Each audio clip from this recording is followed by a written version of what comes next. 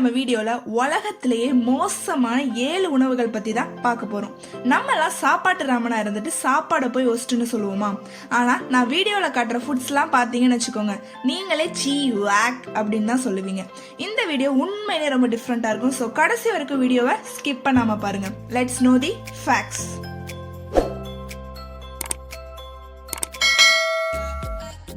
Number 1, என்னதான் நான்வெஜ்ல chicken, mutton, fish, bran அது இதுன்னு சாப்பிட்டாலும் நம்ம ஆளுங்க மாட்டுக்கறியை தொடுறதுக்கு கொஞ்சம் யோசிப்பாங்க. எல்லா நாட்டிலையும் பீஃப் செய்யும்போது அதோட வெஜைனாவை வேஸ்ட்ன்னு தான் தூக்கி எரிஞ்சிடுவாங்க. ஆனால் தாய்லாந்து, வியட்நாம் பீப்புள்ஸ்லாம் கவ்வோட வெஜைனால தான் அதிக ப்ரோட்டீன்ஸ் இருக்குன்னு இதை சமைச்சு எல்லாரும் விரும்பி சாப்பிட்றாங்க. அப்படி என்னடா அதில் செஞ்சு சாப்பிட்றானுங்க அப்படின்னு பார்த்தா சூப்பு, பர்கரு நல்லா டீப் ஃப்ரை மாதிரிலாம் செஞ்சு ஸ்பெஷலாக சாப்பிட்றாங்க. இதில் ப்ரீ புக்கிங் வேற. ஏதாச்சும் ஃபங்க்ஷன்னா 2 வீக் முன்னாடியே அட்வான்ஸாக இந்த வெஜைனாவை ஆர்டர் பண்ணிடுறாங்க. அதோடய விடுறாங்க, புல்லோட பென்னிஸ் எடுத்து நல்லா பாயில் பண்ணி நம்ம வாழைக்காவை ஃப்ரை பண்ணி சாப்பிட்ற மாதிரி அவனுங்க பென்னிஸை கட் பண்ணி ஃப்ரை பண்ணி மசாலா போட்டு சாப்பிட்றானுங்க. கேட்கவே ஒரு மாதிரி இருக்குல்ல? இதை சாப்பிட்டு டேஸ்டாக இருக்குன்னு வேற சொல்கிறாங்க. இதெல்லாம் எதுக்குடா சாப்பிட்றானுங்க அப்படின்னு பார்த்தா ஃபெர்டிலிட்டி ப்ராப்ளம்ஸை ரெடியூஸ் பண்ணுறதுக்காக எல்லாரும் டயட்டில் சேர்த்துக்கிறாங்களாமா. ஆனால் டாக்டர்ஸ்லாம் என்ன சொல்கிறாங்கன்னா, கவ் வெஜைனா அண்ட் புல் பென்னிஸில் எந்த ஒரு ஹெல்த் பெனிஃபிட்ஸும் இருக்கிற மாதிரி இன்னும் சயின்டிஃபிக்கலாக ப்ரூவன் ஆகலை அப்படின்னு சொல்கிறாங்க. இதெல்லாம் ஒரு ரூமர், உண்மை கிடையாது அப்படின்னு சொல்கிறாங்க. ஆனால் அந்த பீப்புள்ஸ் வந்து டேஸ்ட்டுக்காக இதை விரும்பி சாப்பிட்றாங்க இன்ன வரைக்கும். நம்பர் 2, ஜூஸ் கடைக்கு போனால் என்ன ஜூஸ்லாம் குடிப்பீங்க?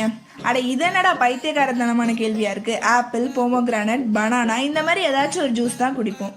ஆனா நான் சொல்ற இந்த ஜூஸை இப்போ வரைக்கும் நீங்க யாருமே கண்டிப்பா குடிச்சிருக்க மாட்டீங்க, குடிக்கவும் விரும்ப மாட்டீங்க.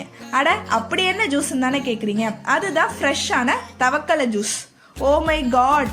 சவுத் அமெரிக்கால இருக்க லேக் டிட்டிகால ஒரு டைப்பான வாட்டர் ஃப்ராக் இருக்கு.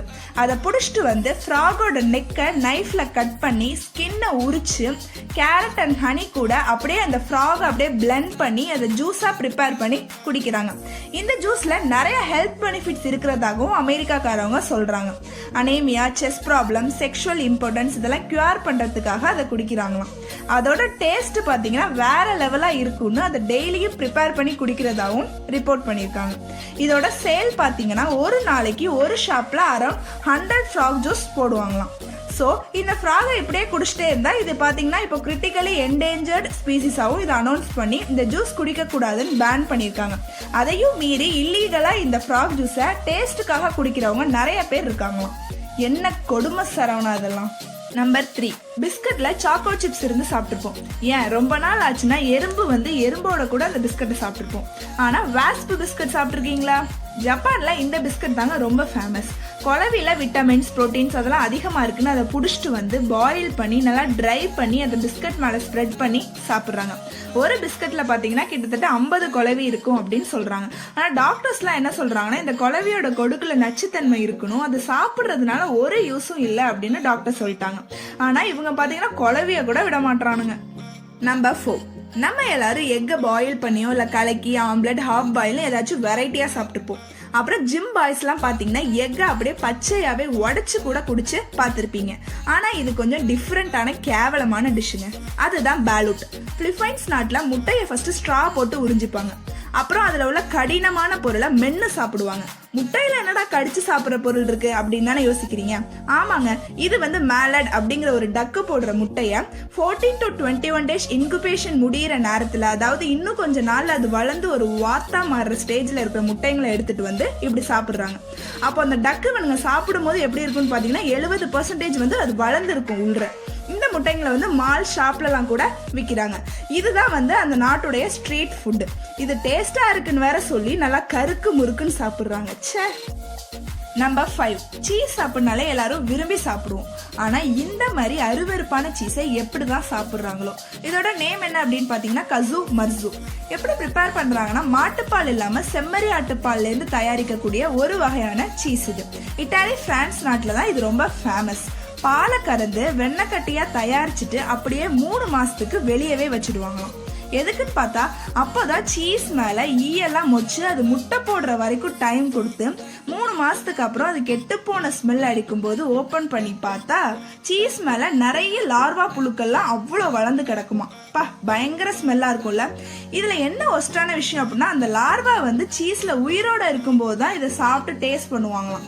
அந்த லார்வாலாம் செத்து போச்சுன்னா சீஸ் கெட்டுருச்சுன்னு சாப்பிட கூட மாட்டாங்களாம். வெட்டிங் ஃபங்க்ஷனுக்குலாம் இதை முன்னாடியே ப்ரிப்பேர் பண்ணி வச்சு பீப்புள்ஸ்லாம் இதை சாப்பிட்டு தான் செலிப்ரேட் பண்றாங்க. நம்பர் 6. இந்த வீடியோவை பார்க்குற யாருக்காச்சும் ஃபிஷ் ரொம்ப பிடிக்கும்னா தயவு செஞ்சு இந்த டிஷ்ஷை ட்ரை பண்ணாதீங்க. சர்ஸ்ட்ராமிங் அப்படிங்கிற இந்த டிஷ் தான் ஸ்வெடன்ல ரொம்ப ஃபேமஸ். இது எப்படிதான் பண்றானுங்க அப்படின்னு பார்த்தா, மீன் எடுத்து கொஞ்சம் உப்பு போட்டு ஒரு கேன்ல கொஞ்சம் தண்ணி ஊற்றி அப்படியே அந்த மீனுங்கெல்லாம் அடைச்சு வச்சிடுறாங்க. அந்த கேன்ல இந்த மீனுங்க 6 மாசத்துக்கிட்ட அப்படியே இருக்குமா. அப்புறம் திறந்து பார்த்தா மீனெல்லாம் அப்படியே கொலன்னு ஆகி வாமிட் வர மாதிரி ஸ்மெல் வருமா. ஒரு ஆள் கூட பக்கத்துல இருக்க முடியாது. ஆனா அந்த மீனை தான் இவங்க டேஸ்டா இருக்குன்னு எல்லாரும் விரும்பி சாப்பிடுறாங்க. இதுதான் வேர்ல்டுலயே ரொம்ப கேவலமான ஸ்மெல் வரக்கூடிய ஃபுட்டுன்னு சொல்றாங்க. இதை சாப்பிட்றதுக்கு நிறைய பேர் இன்ன வரைக்கும் சேலஞ்ச் எடுத்தாலும் ஃபர்ஸ்ட் ஓபன் பண்ணோடனே வாமிட் வராம இருந்த ஆளே கிடையாது. நம்ம ஊர் கடையிலலாம் 7-Up டின்ல வச்சு சேல் பண்ற மாதிரி ஸ்வெடன்ல எல்லா ஷாப்லயும் இந்த சர்ஸ்ட்ராமிங்க டின்ல சேல் பண்றாங்க. நம்பர் 7.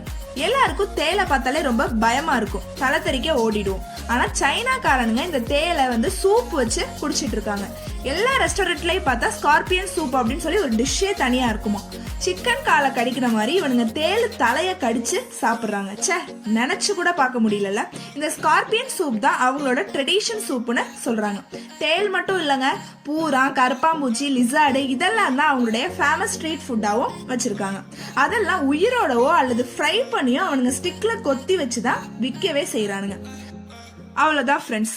இந்த ஃபுட்லாம் பார்த்தா எனக்கு என்ன தோணுதுன்னா, எல்லாருமே ஃபுட்டை வந்து ஹெல்த்துக்காக சாப்பிட்றது கிடையாது, டேஸ்ட்டுக்காக எதை வேணாலும் சாப்பிட்றானுங்கல்ல. இன்னைக்கு நம்ம வீடியோல பார்த்தா இந்த 7 ஒஸ்டான ஃபுட்ல உங்களுக்கு எது ரொம்ப கேவலமா ஒஸ்ட்னு தோணுதோ அதை மறக்காம கீழே உள்ள கமெண்ட்ல எனக்கு ஷேர் பண்ணுங்க. இந்த வீடியோல உள்ள எல்லா கண்டென்ட்டுமே உங்களுக்கு பிடிச்சிருக்கும் நம்புறேன். தேங்க்ஸ் ஃபார் வாட்சிங். பை.